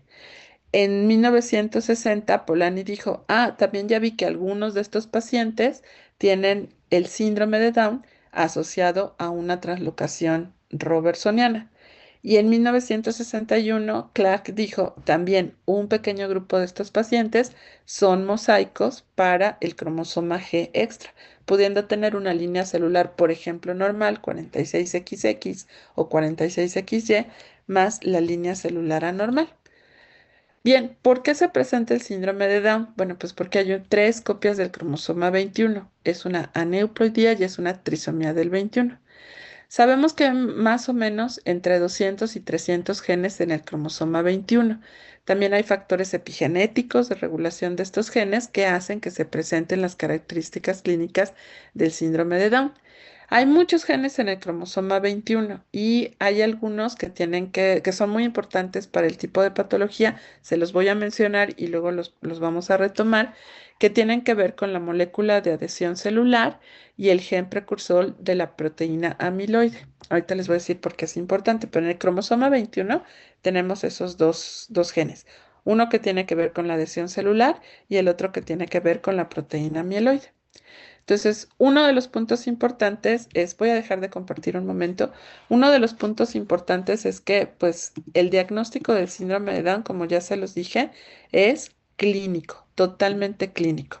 Y seguramente ustedes lo conocen de las características, pues, se los han visto a pacientes, de hecho me lo habían comentado, que sí los conocen. Entonces, las características clínicas de estos pacientes es- son características que algunas están presentes toda la vida y vamos a ver que se presentan desde el nacimiento. Entonces son congénitas y vemos cómo se desarrollan estos individuos. Entonces, cuando nacen los bebés y son recién nacidos, utilizamos una serie de características para hacer el diagnóstico que se conocen como los criterios de Hall.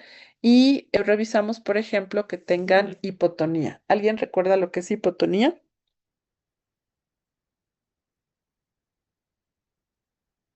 Poco tono muscular. Poco tono muscular, exacto. Reflejo del moro escaso. Pues si lo buscan, van a ver que pues por la misma hipotonía no es muy evidente. Tienen hiperenstensibilidad articular.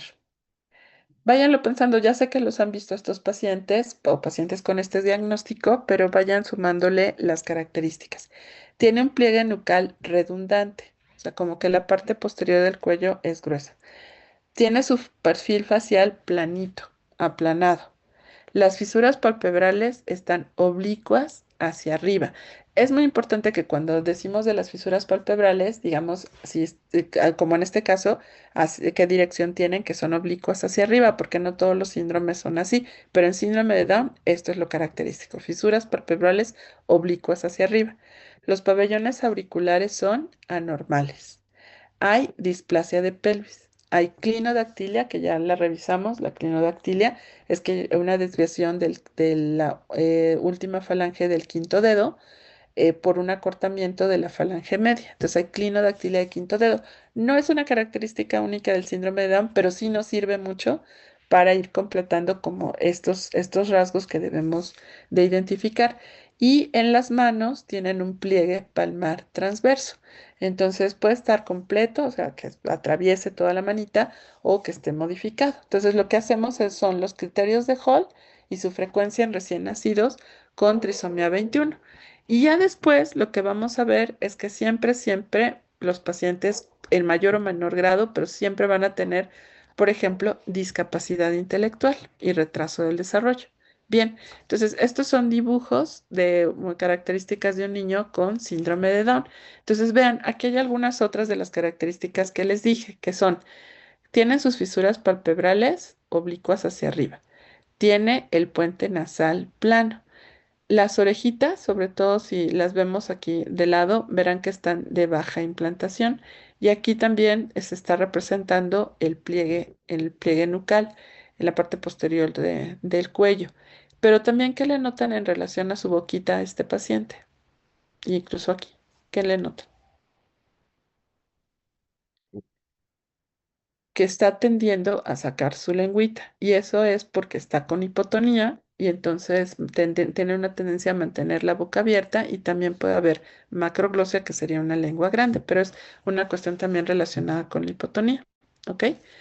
¿Se acuerdan que en algún momento cuando hablamos de las características de los cráneos dijimos que podría ser braquicéfalo?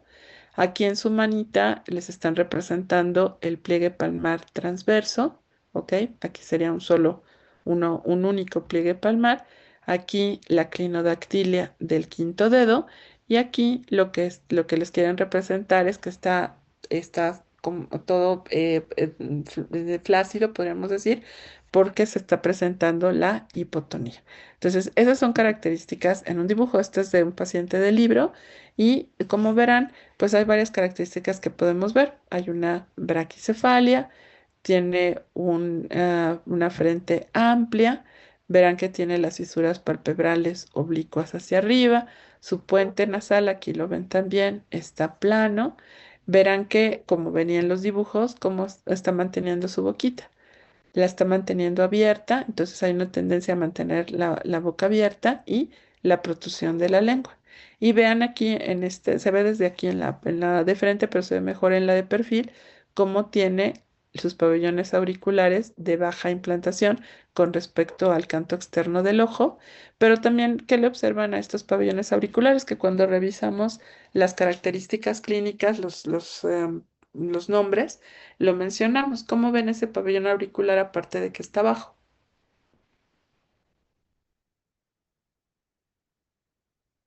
¿Lo ven en buena posición?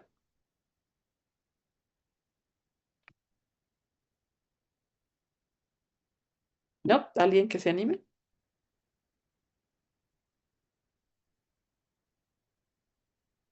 Si lo ven aparte de que está en... Ay, perdón, me le apreté de más. Eh, Además de que está hacia abajo, está un poquito hacia atrás. Es lo que decimos que está rotado. También notarán aquí que tienen un cuello que está corto, ¿de acuerdo? Un cuello corto y podríamos decir que esté un poquito ancho. Y este es un paciente de hace muchos años en el hospital infantil y es un perfil, es un bebé que como verán tiene braquicefalia, está con su perfil, con su puente nasal plano, la tendencia a mantener la boquita abierta y vean también estos pabellones auriculares como están de muy baja implantación y también están rotados. Además, el cuello está corto. Y aquí son imágenes del libro de pacientes que son pliegue palmar transverso único. Hay una separación muchas veces entre el primero y el segundo ortejo. Vean esta paciente que es mayor, que tiene la tendencia también a mantener su boca abierta y a la protrusión de la lengua. Tiene las fisuras palpebrales oblicuas hacia arriba, el puente nasal plano también. Y algunas otras características que podríamos mencionar, estas son las externas, pero tiene otras características que son internas. Entonces aquí, por ejemplo, ¿qué me podrían decir? ¿Qué es esto? Que se los acabo de mencionar. El pliegue palmar. Ujú. Ajá, exacto. Transverso completo. Y ven este dedito como si está dobladito, ¿no? Este sería la clinodactilia. Aquí también vemos, por ejemplo, un poco de separación, incluso hay un pliegue entre el primero y el segundo ortejo. Pero aunque estos porcentajes pueden cambiar, y ahorita los vamos a discutir de una revisión más reciente, casi el 50% de los pacientes van a presentar una cardiopatía. Entonces, todos los bebés que yo identifico por su fenotipo como síndrome de Down, tengo que revisarlos para mandarlos, digo, de hecho yo no, los revisa el cardiólogo pediatra y se tiene que hacer ecocardiograma porque sabemos que hay algunas alteraciones estructurales muy frecuentes, ecocardiograma, electrocardiograma y tele de tórax. También hay alteraciones gastrointestinales, dermatológicas, endocrinológicas, porque uno de cada 100 niños con síndrome de Down va a tener además hipotiroidismo. Esto es muy importante porque ya les dije que una de las características que vamos a ver en estos pacientes es que van a tener discapacidad intelectual, pero también saben ustedes que el hipotiroidismo también, o sea, si no se trata de manera adecuada y temprana, entonces también va a tener graves complicaciones en el desarrollo en relación a discapacidad intelectual. Entonces, uno de cada 100 niños con síndrome de Down, es el 1%, presenta hipotiroidismo congénito. Entonces, lo que tengo que hacer es también revisar su tamiz o incluso pedir pruebas de función tiroidea para asegurarme que todo está bien. Y también pueden tener van a tener muchos de ellos alteraciones hematoncológicas. Entonces, fíjense que una frase que a mí me gusta utilizar es que los pacientes con el tiempo pueden cambiar sus características y esto es porque se pueden ir presentando pues algunas cuestiones de desarrollo, como por ejemplo las que son congénitas y posteriormente veríamos justo la discapacidad intelectual o veríamos algunas otras características. Y se acuerdan que les dije al principio que había en el cromosoma 21 el gen de precursor de la proteína amiloide. Y esta situación normalmente debemos de tener dos cromosomas 21. Si tenemos un tercer cromosoma 21, entonces tenemos tres veces la producción o la cantidad de producción de esta proteína amiloide. Y entonces recordarán ustedes que esta proteína amiloide es la que se ha identificado en relación con la enfermedad de Alzheimer. Y en esta situación, pues los pacientes con síndrome de Down, ahorita lo vamos a revisar, pueden presentar de manera más temprana que la población general la enfermedad de Alzheimer. Y eso es una cuestión que tiene que ver con la triple dosis. Normalmente debemos tener dos copias de este gen. Como tenemos tres cromosomas 21 aquí, tenemos tres copias de este gen y entonces hace que se presente la enfermedad de Alzheimer de manera más temprana. Y entonces, en esta revisión del New England, que es reciente, hace un par de años, lo que se vio es justamente todas estas características clínicas con detalle del síndrome de Down. Entonces, permítanme, voy a salir de la presentación para poder hacer un close-up. ¿Lo ven bien, jóvenes? Sí, ¿Ok? Entonces, ¿se acuerdan que les dije que prácticamente el 50% de los niños con síndrome de Down tienen enfermedad cardíaca congénita, o sea, tienen una cardiopatía congénita?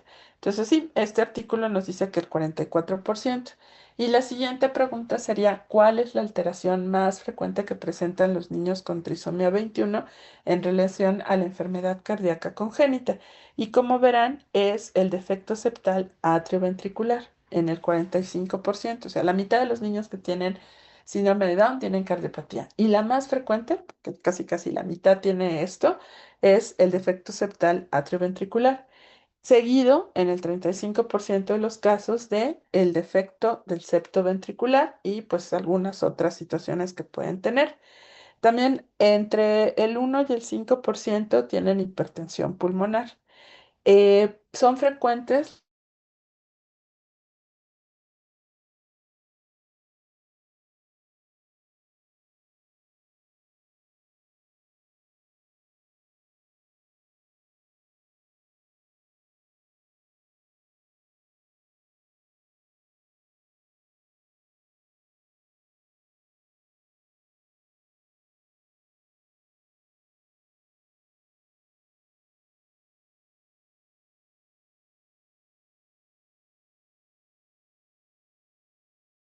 Entonces, estos problemas hematológicos pueden variar, pero más o menos hay un porcentaje, alrededor del 10% de los niños con síndrome de Down que tienen problemas hematológicos. ¿De qué tipo? Pues de una melopoiesis anormal. ¿De qué tipo? Pues pueden ser, por ejemplo, de leucemia mieloide aguda y también de leucemia que puede estar en relación con algunos tumores, pero en 2 al 3%. Tampoco es tan alta, pero sí los tenemos que revisar porque incluso hay algunos pacientes con trisomía 21 que pueden presentar una reacción leucemoide congénita y tenemos que checar que esto se resuelva. Anormalidades del tiroides, fíjense, al nacimiento, ese hipotiroidismo congénito era lo que les decía, que del el 1%, 1 al 2% de los niños, 1 a 2 de cada 100 niños con trisomía 21 tienen alteraciones de la tiroides, ¿de acuerdo? Y después presentan hasta la mitad de ellos, o sea, hay que estarlos revisando, es revisiones periódicas, el 50% tienen hipotiroidismo. También hay problemas de disfagia, de problemas del desarrollo neurológico y aquí lo de que les decía de la enfermedad de Alzheimer, que tiene que ver con esas tres copias. No todos los van a presentar, ¿de acuerdo? Pero lo que sí sabemos es que esto pues se presenta más tempranamente que la población general y que incluso a los 65 años de edad, pues el 68 al 80% de estos pacientes pueden presentar este tipo de alteraciones.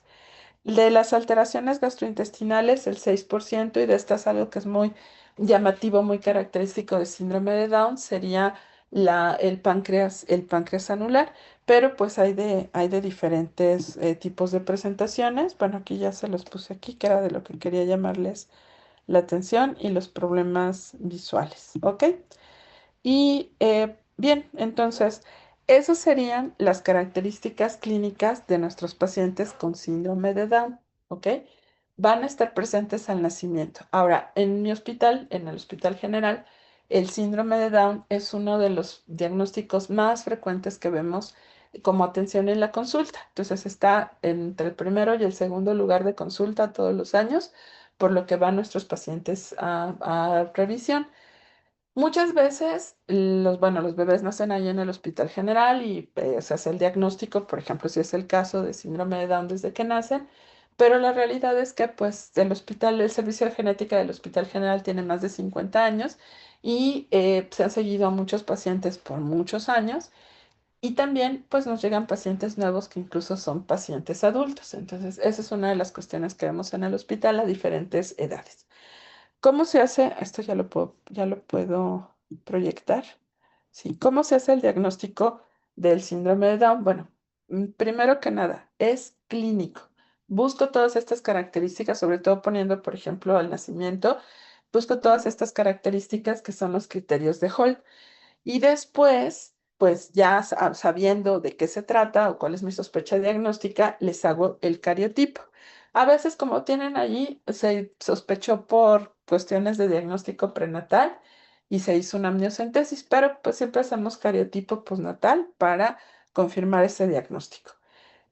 Hacemos también una revisión de una biometría hemática, por lo que les decía de los problemas hematológicos. se revisan los niveles de hormonas tiroideas por lo que comentamos de los problemas de hipotiroidismo. Le hacemos ecocardiograma para ver que no tenga las alteraciones estructurales que acabamos de revisar y también se revisa que no tenga alteraciones gastrointestinales porque incluso puede haber una cuestión de estreñimiento o puede haber incluso enfermedad de Hirschsprung, pero es muy raro, pero lo tenemos que checar.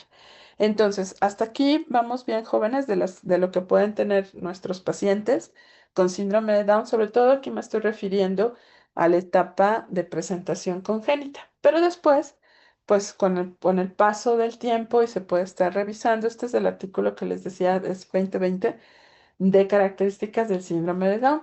Y como verán, pues unas cuestiones van a estar presentes al nacimiento y necesitamos ver, por ejemplo, en el caso del hipotiroidismo, con revisiones periódicas, que no se vayan a presentar complicaciones. Pero como verán, hay muchos eh, órganos y sistemas que necesitan que se revise en estos pacientes con una atención multidisciplinaria. Y también es muy importante apoyarlos para que en la medida de sus capacidades y de los problemas que puedan tener, por ejemplo, de cardiopatías o situaciones de ese tipo, pues que sean en lo posible autosuficientes. Por ejemplo, si presentamos en el neurodesarrollo, podemos tener pues la discapacidad intelectual, retraso del desarrollo, alteraciones del lenguaje e incluso se ha descrito una hipoplasia cerebral. Ya les dije de las alteraciones que puede haber neurológicas, como la enfermedad de Alzheimer y también se puede presentar epilepsia. Ya lo revisamos en relación a las edades. Acuérdense que es muy importante la alteración cardiovascular, precisamente las cardiopatías congénitas y en especial la comunicación atrioventricular. Acuérdense que pueden estar hipotónicos y otras alteraciones que se van presentando también con el paso del tiempo. Puede haber alteraciones hematológicas, inmunológicas, puede haber obesidad, hay infertilidad en los pacientes masculinos. Puede haber alteraciones estructurales, ya revisamos del intestino, ya revisamos las características clínicas, sobre todo de su carita, los pliegues epicánticos, el puente nasal que está aplanado, el occipucio aplanado, con ese que esa sería la braquicefalia, la boca que tiende con esta dipotonía o a ser pequeña, y eso es lo que también se refiere con la macroglosia y las fisuras palpebrales oblicuas hacia arriba. Comentamos también que tenían problemas o pueden tener problemas auditivos, pueden tener problemas de refracción, como por ejemplo las cataratas, problemas respiratorios y problemas autoinmunes, como lo decíamos de los problemas de la tiroides. Entonces, todas estas son las características clínicas que pueden tener nuestros pacientes. Ahora, permítanme un segundo y me voy a regresar. Ok. El diagnóstico clínico del síndrome de Down es clínico, pero para poder dar el asesoramiento genético, yo necesito realizarles el cariotipo y hacerles cariotipo en sangre periférica. ¿Cómo se llama esta enfermedad? Síndrome de Down Trisomía 21. o trisomía 21. Entonces, es una aneuploidía que tiene tres cromosomas 21. Entonces, si yo hago un cariotipo, en el 95% de los casos, o sea, yo pienso, este paciente, mi impresión diagnóstica es síndrome de Down, le voy a pedir un cariotipo. El 95% de los casos con síndrome de Down, lo que voy a encontrar es los tres cromosomas 21, así 1, 2, 3, separaditos, y eso es lo que le llamo trisomía regular. Sabemos que es por un problema de no disyunción, que está en relación sobre todo con la edad materna avanzada, alrededor de los 35 años. Y sabemos que, aunque es más en relación con la edad materna, también puede ser un problema de no disyunción en los papás, en los varones.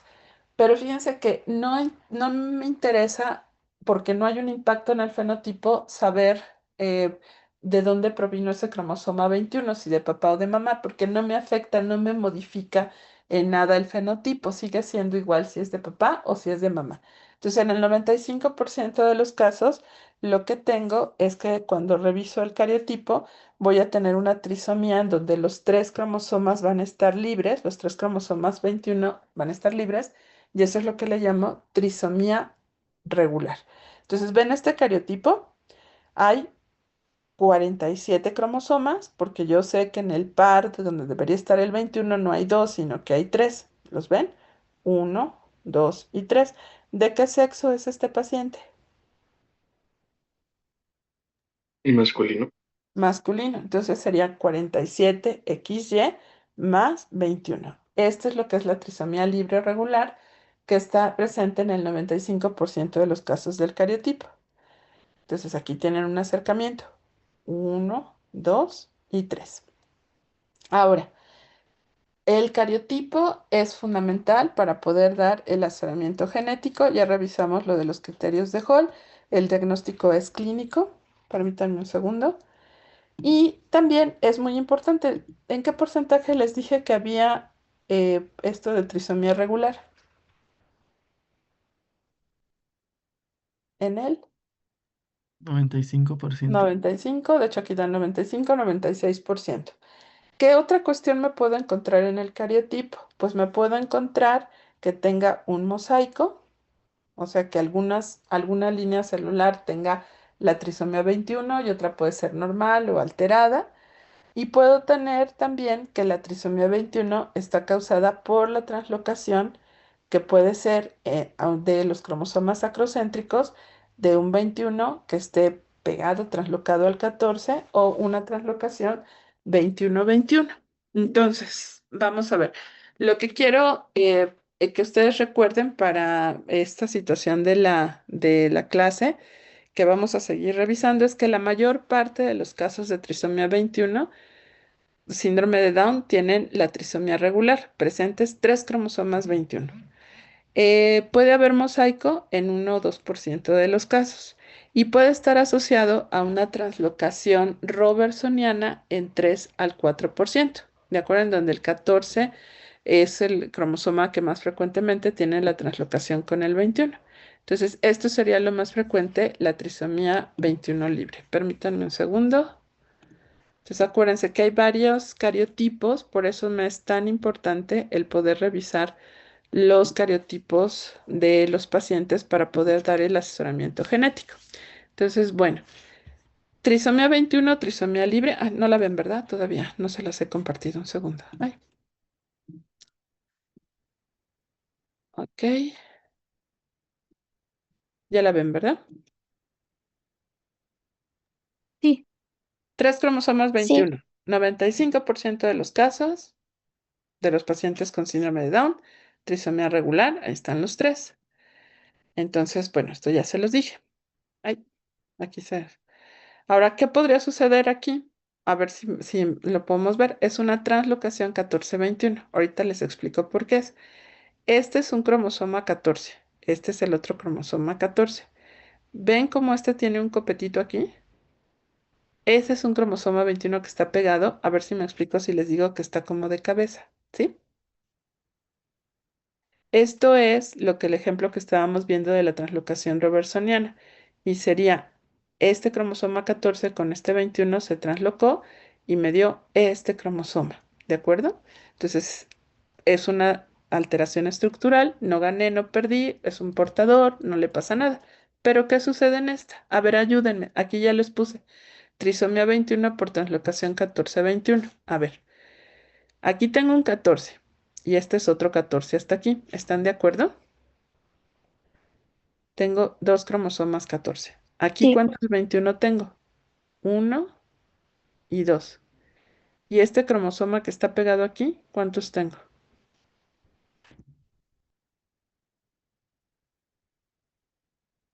Un 21, dos 21 y el que está pegadito aquí son tres 21. Si tengo tres cromosomas 21, ¿cuál va a ser el fenotipo de ese paciente?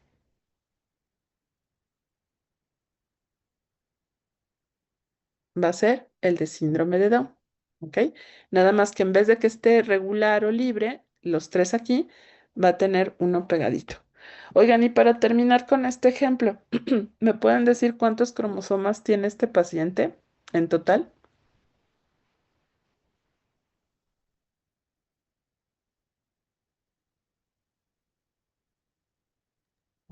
47. ¿Alguien dijo otro? ¿Por qué dirías 47?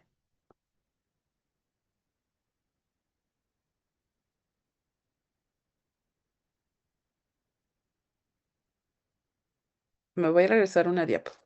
Acuérdense, este paciente, bueno, en este ejemplo, en las robertsonianas, el 21, que sería el más chiquito, se le pegó al 14. Y entonces me dio un solo cromosoma. Entonces, si ustedes cuentan por estructuras, aquí nada más hay 46 cromosomas. ¿De acuerdo? 46. Hay dos, dos, dos, dos. E incluso este son dos. Pero por información, y por eso es importante lo de las bandas, yo sé que hay una translocación entre el 14 y 21. Entonces son 46 cromosomas. ¿Ok? Y esto es muy importante para las cuestiones de asesoramiento genético. Nada más quería quedarme aquí para retomar este tema de cuáles son los cariotipos que pueden estar asociados con síndrome de Down, que es los que decíamos la trisomía 21 regular, cuando tienen una translocación, porque a pesar de que tienen en estructura 46 cromosomas, yo sé que en cantidad tienen un 21, 2 21 y 321, ¿de acuerdo? Y la otra es el mosaico, ¿ok? Entonces, en el mosaico tenemos una línea celular normal y una línea celular alterada, ¿de acuerdo? Entonces, esto es lo importante en relación con por qué le hacemos el cariotipo a los pacientes con síndrome de Down. Y esto tiene implicaciones muy importantes para el asesoramiento genético, que será lo que vamos a retomar la siguiente clase. Jóvenes, voy a dejar de compartir. ¿Alguien tiene alguna duda o alguna pregunta de esto que hemos revisado? ¿No? No, ninguno. ¿Ok? ¿Todo bien Yo, hasta ahorita?